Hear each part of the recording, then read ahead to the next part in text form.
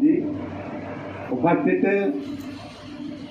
इन्होंने अभी एक लाइन में आपने सुना और सारी बातें उन्होंने कह दी।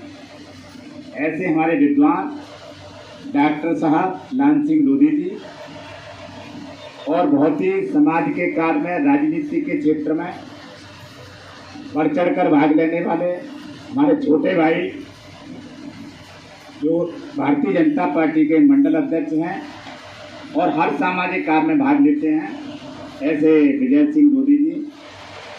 और हम दोनों दीदियों को प्रणाम करते हैं जो आज आपको ज्ञान के माध्यम से, अपने प्रवचन के माध्यम से हम मानव जीवन में कैसे तरक्की करें, मानव जीवन हमारा कैसा रहे, परिवार हमारा कैसा रहे, संसार कैसा रहे, देश कैसा रहे, गांव कैसा रहे, इसका सही रास्ता दिखाने वाली हमारी दीदी ब्रह्म कुमारी सेवा संस्थान से जुड़ी हुई, जिन्होंने समाज के उत्थान के लिए परिवार के बौद्धिक, मानसिक, चरित्र, हर बात को सही दिशा में ले जाने के लिए अपनी बहनों ने, जैसा कि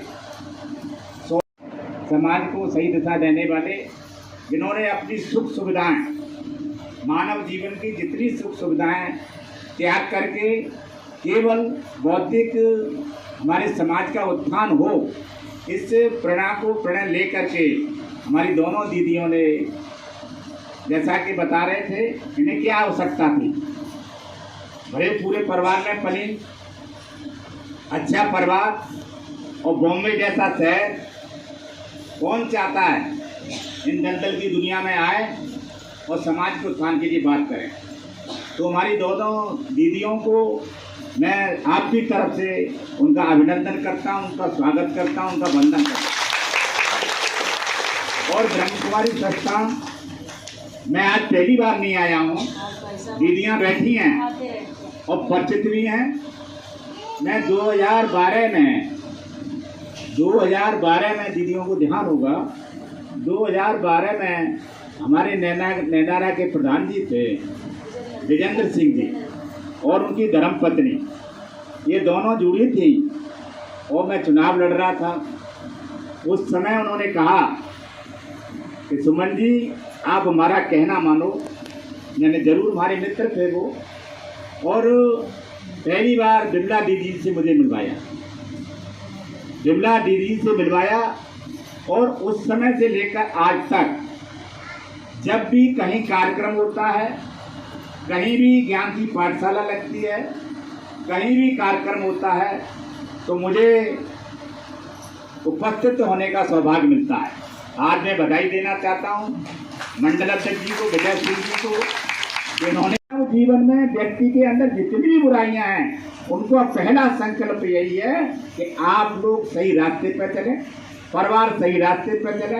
हमारे परिवार का मुखिया शराब न पिए, हमारे परिवार का मुखिया गलत विचार में न है, हमारे परिवार का मुखिया मांसाहारी न हो। ये सारी जितनी भी बुराइयां हैं, युवा सत्ता, जो भी बुराइयां समाज के अंदर, उनको सबको दूर करने का पहला मकसद ब्रह्म कुमारी संस्थान का यही है और यही ब्रह्मांड के लक्ष्य पहुँचने का कारण है। यही एक माध्यम है, यही एक माध्यम है। तो हमको अपने बहनों ने तो संकल्प ले लिया कि हम अपने शरीर से जो ज्ञान की जो पाठशाला से हमें मिल रहा है, उनका हम अनुकरण कर रहे हैं, हम उनका पालन कर रहे हैं। पर बहनों की ये जिम्मेदारी भी है, बहनों की ये जिम्मेदारी भी है, जितनी भी ज्ञान की पाठशाला में बैठी हैं, इनकी जिम्मेदारी है कि आपके परिवार से जो जुड़ा है, हम दूर नहीं जा सकते हैं, दूर की बात नहीं कर सकते हैं, तो हम पहले तो स्वयं में उनका आचरण करें, जो बेटी ने बताया है, जो ज्ञान की पाठशाला में जो हमको जानकारी, ज्ञान मिला है, पहले तो स्वयं में आचरण करें, उसके बाद अपने परिवार में उसका पालन कराएं, उसके बाद अपने परिवार में पालन कराएं। पति, पुत्र, सास, ससुर, ये को अज्ञानता की दूर है, अज्ञानता की ओर है, अंधविश्वास की ओर है, या अपने बुरे संस्कारों की तरफ है, तो सबसे पहले तो हम उनको अपने परिवार को ठीक करें, अपने परिवार में उसका पालन कराएं और परिवार के साथ साथ अपने मोहल्ले में कराएं, अपने नाते रिश्तेदारी में कराएं, तो इसका आपका दायरा बढ़ेगा, इसका दायरा बढ़ेगा। जब बहनों के साथ साथ जब हमारे पति, पुत्र या जो भी परिवार के पुरुष हैं वो उसका अनुसरण करेंगे अच्छी बात का, तो वो भी ज्ञान की पाठशाला में आने का प्रारंभ कर देंगे। और ये शक्ति केवल जो डॉक्टर साहब ने कहा था ना एक लाइन में कि नारी शक्ति सबसे बड़ी शक्ति है, नारी शक्ति सबसे बड़ी शक्ति है।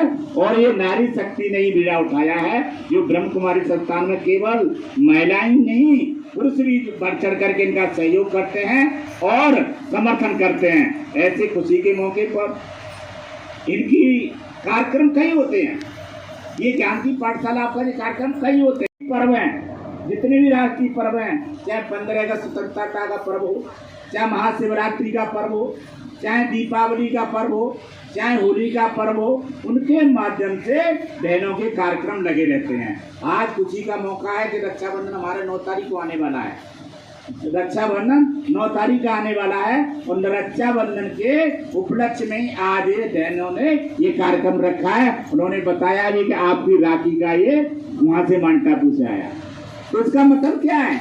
रक्षाबंधन, रक्षाबंधन हमारी बहनें सब जानती हैं। रक्षाबंधन का मतलब ये नहीं है सेमी चावल खाली बात रक्षाबंधन कहते हैं। रक्षाबंधन का ये तात्पर्य है कि हमें किस तरह से अपनी रक्षा करनी है, किस तरह से अपने भाइयों का सहयोग करना है, किस तरह से परिवार का सहयोग करना है, किस तरह से अपने राष्ट्र और धर्म का हमें सहयोग करना है, समर्थन करना है, रक्षा करनी है।